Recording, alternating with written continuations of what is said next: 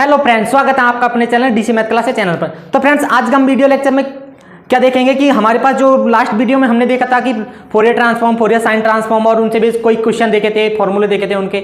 और तो अब देखेंगे हम, जैसे लाप्लास ट्रांसफॉर्म में कन्वोल्यूशन थ्योरम होती है, वैसे ही फोरियर ट्रांसफॉर्म में भी यहाँ कन्वोल्यूशन थ्योरम होती है। तो हम उसको देखते हैं। आइए चलिए इसको देखते हैं। तो सबसे पहले तो हमें पता है कि हमारे पास कन्वोल्यूशन थ्योरम के लिए दो फंक्शन होना जरूरी है। तो मेरे पास कोई फंक्शन है, एक एफ एक्स एंड दूसरा क्या है मेरे पास, डी एक्स। अब इन दोनों का कन्वोल्यूशन क्या होगा मेरे पास, एफ स्टार जी, मतलब कन्वोल्यूशन होगा ये माइनस इन्फिनिटी से infinity and G U and F X minus U and D U. जैसे लाप्लास में होता था G U F T minus U, लेकिन वहाँ जीरो से टी होती थी लिमिट, और वो फंक्शन यहाँ पर टी का था, यहाँ पर एक्स का फंक्शन है, इस वजह से एक्स माइनस यू लिया मैंने, ऐसी कोई दिक्कत नहीं है। तो अब देखो, अब इसके बाद जो हमारे पास जो कन्वोल्यूशन थ्योरम होती है उसका, तो ये फॉर्मूला है एफ स्टार जी, मतलब कि फोरियर ट्रांसफॉर्म में जो दो फंक्शनों का कन्वोल्यूशन किस किस के बराबर होता है, अलग अलग होता है इन दोनों के।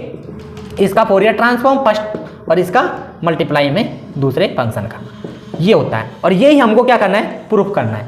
तो प्रूफ करने से पहले हमें पता है कि जो हम अभी जो भी क्वेश्चन करते हैं, तो सबसे पहले प्रूफ किया है तो हमने कहाँ से स्टार्ट किया, बेसिक डेफिनेशन से। तो वही ऐसे ही यहाँ की करेंगे हम इसका प्रूफ। देखो प्रूफ में क्या करेंगे, by definition of Fourier transform. Fourier transform की डेफिनेशन क्या होती है, कोई फंक्शन है एफ एक्स का ले रहा हूं मैं, F S equal to minus infinity से इन्फिनिटी, है ना, एंड इधर क्या होता है ई की power iota S X and F X and D X, ये होता है। अब देखो, मुझे एफ एक्स की जगह एफ स्टार जी रखना है इसमें, तो रख दो एफ स्टार जी रखा मैंने, इधर एफ एस, अब इधर माइनस इन्फिनिटी से प्लस इन्फिनिटी ई की पावर आयोटा एस एक्स, तो इधर एफ एक्स की जगह एफ स्टार जी रखा इधर, तो और इधर क्या रखूंगा, अब इसका मान देखो, एफ स्टार जी का मान क्या है मेरे पास, ये रहा माइनस इन्फिनिटी से इन्फिनिटी जी यू और F X minus U and D U, ये तो गया इसका मान। अब उसके बाद बचा क्या है, डी एक्स,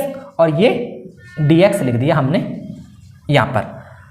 तो आइए फ्रेंड्स, यहां तक आपको बिल्कुल समझ में आया होगा। अब देखो फ्रेंड्स, इसमें हो क्या रहा है कि हमारे पास जो सबसे पहले ये वाली लिमिट तो होगी एक्स की, क्योंकि एक्स लास्ट में है, एक्स के रेस्पेक्ट में हो रहा है फर्स्ट तो इंटीग्रेशन एक्स के रेस्पेक्ट में, और ये वाली लिमिट यू की, और सेकंड इंटीग्रेशन हो रहा है यू के रेस्पेक्ट में। तो अब वही लाप्लास में हम क्या करते थे, इसके बाद हम ऑर्डर चेंज कर देते, तो ऑर्डर चेंज यहाँ करेंगे, लेकिन वो ऐसे ग्राफ सा नहीं बनेगा, क्योंकि यहाँ पर लिमिट माइनस इन्फिनिटी से प्लस इन्फिनिटी माइनस इन्फिनिटी से, तो ये एक तरह से ये पूरा ही आएगा ग्राफ, तो इसको बनाने की जरूरत नहीं है, हम बस यहाँ लिख देंगे बाई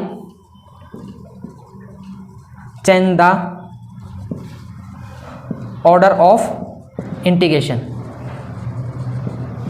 ऑर्डर ऑफ इंटीग्रेशन, अब इंटीग्रेशन ऑर्डर का चेंज का मतलब क्या, कि ये अब की बार x के रेस्पेक्ट में पहले हो रहा है, तो अब की बार u के रेस्पेक्ट में पहले हो जाएगा इंटीग्रेशन। तो देखो इधर क्या आएगा, f star g Laplace transform of दोनों का इक्वल टू, अब की बार s के रेस्पेक्ट में है तो u वाली लिमिट पहले आ जाएंगी, u माइनस इन्फिनिटी से इन्फिनिटी एंड u की आएगी, तो इधर लिख देता हूं मैं जी यू, है ना, u वाले फंक्शनों को, और f x minus U and D U, ये हो गया, ये पहला हो गया हमारा। अब उसके बाद एक बार मैं पूरे को लिख देता हूँ, बस ऐसे चेंज कर देता हूँ पीछे से, कि ई की पावर माइनस का एस एक्स एंड ये वाली लिमिट होगी X equal to minus infinity से infinity and G U and F X minus U. अब यहाँ पे चेंज किया मैंने, डी एक्स कर दिया और डी यू कर दिया, बस ये चेंज किया मैंने। अब देखो, अब यहाँ पे देखो, ये एक्स के वाली लिमिट है। सबसे पहले हम अब की बार तो किसको सॉल्व कर रहे थे, एक्स को, और अब की बार यू को सॉल्व करेंगे, लेकिन अब हमें यहाँ क्या करना पड़ेगा, अब अलग अलग सेपरेट कर लेते हैं, इनको अलग अलग सेपरेट कर लेते हैं। जो भी लिमिट है F Fourier transform of F star G equal to, ये किसकी लिमिट है, यू की, तो U equal to minus infinity से G U and D U, ये आ गया, है ना, और इधर X equal to minus infinity से प्लस इन्फिनिटी ई की पावर आयोटा, माइनस का आयोटा है क्या, नहीं प्लस का ही आयोटा है, ये माइनस की क्यों ले लिया हमने, ये प्लस का आयोटा है ना, याद रखना फ्रेंड्स, ई की पावर में प्लस का आयोटा ही है ये, है ना, तो ई की power iota S X and F X minus U and बचा क्या मेरे पास, डी एक्स बचा।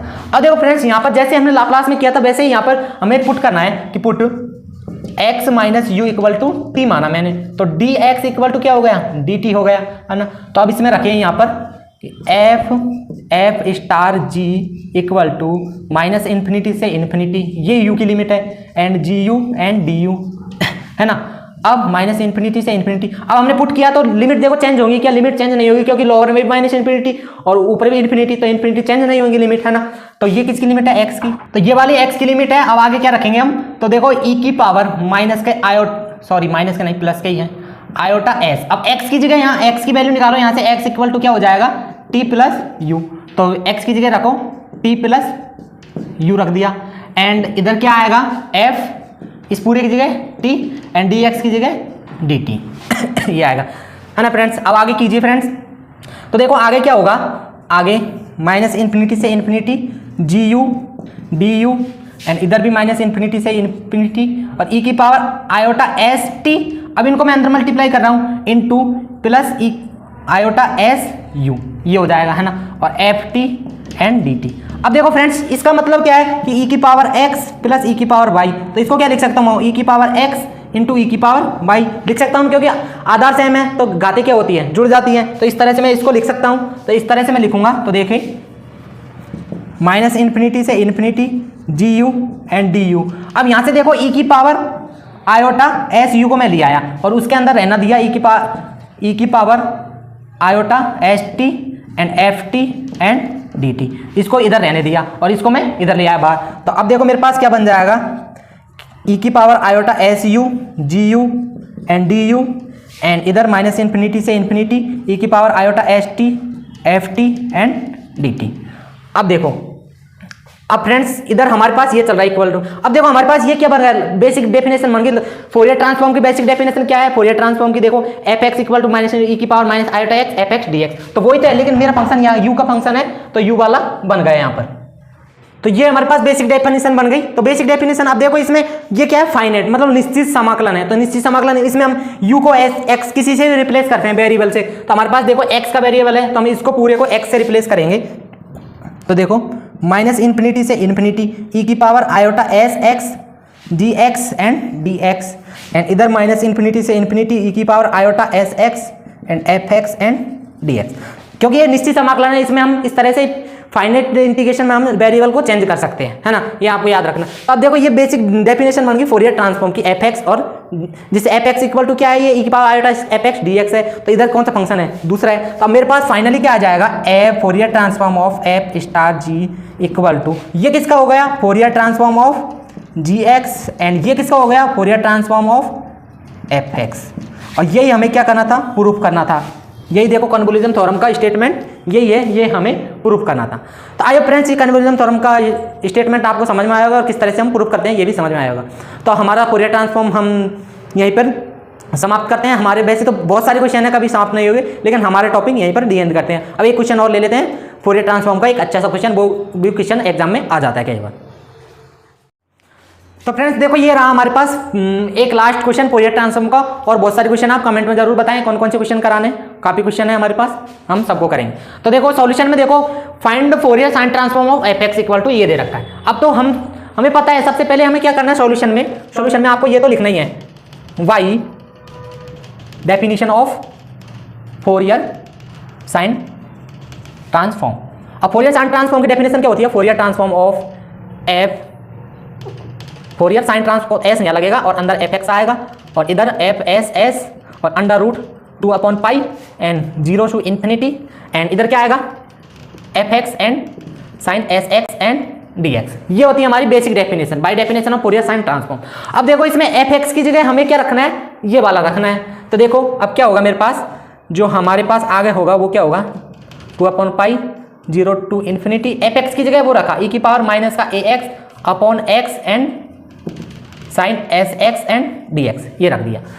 अब ये हो गया फ्रेंड्स। अब फ्रेंड्स आपको ऐसे क्वेश्चन में करना क्या है? अब हमारे पास देखो ये तो इसका इंटीग्रेशन हम कर नहीं सकते किसी भी तरह से। अगर मान लो हमारे पास से ये एस एक्स हट जाए नीचे से तो हम इसका इंटीग्रेशन कर सकते हैं। इसको माना सपोज दैट हमने इसको मान लिया आई के इक्वल टू है, ये जो भी इंटीग्रेशन है किसके इक्वल टू है? ये आई के इक्वल टू माना मैंने, लेट है ना।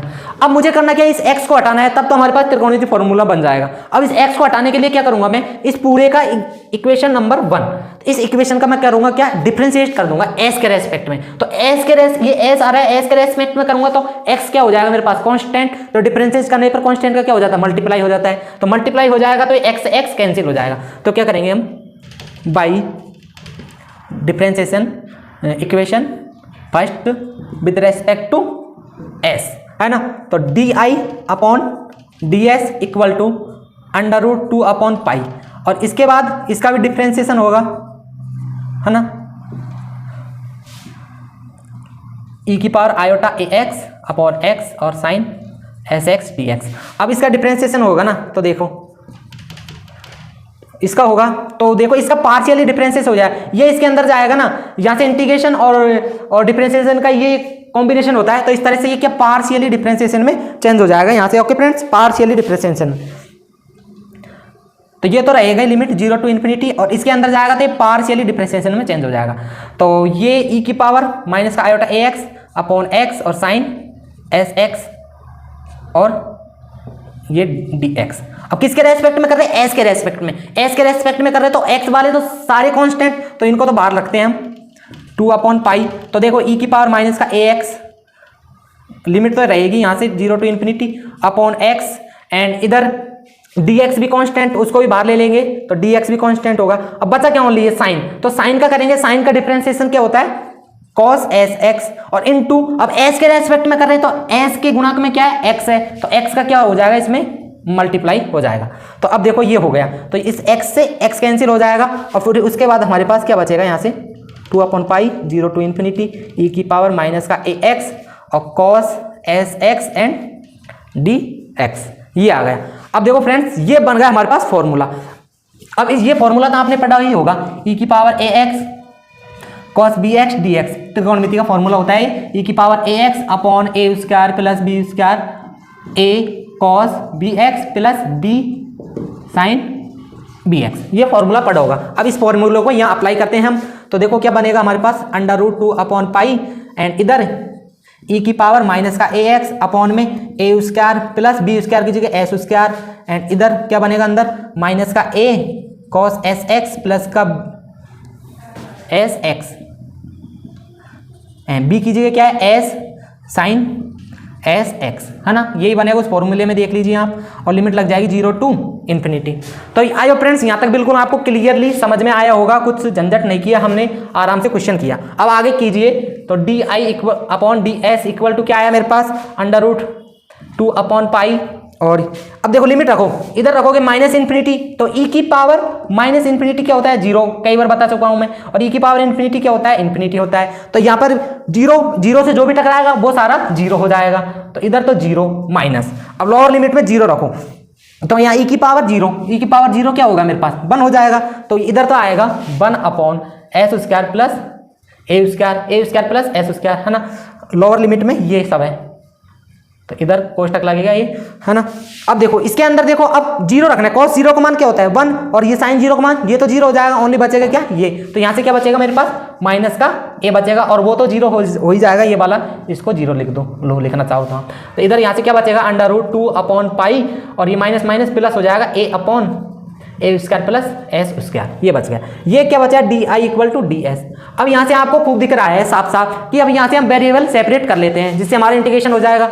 तो D I equal to 2 upon pi और A square plus S square और डी एस, ये हो गया। अब दोनों तरफ क्या कर देंगे? हम इंटीग्रेशन कर देंगे, दोनों का इंटीग्रेशन कर दीजिए आप, इधर तो इधर तो क्या हो जाएगा? आई इक्वल टू ये √2 अपॉन पाई और ए कांस्टेंट, और ये 1 upon S square plus A square और डी एस, इसका कीजिए। तो अब ये इस तरह से होगा integration 1 upon 1 plus S square D X equal to क्या होता है? tan इनवर्स एक्स होता है हमारे पास, ये होता है इंटीग्रेशन, होता है ना? नहीं होता है?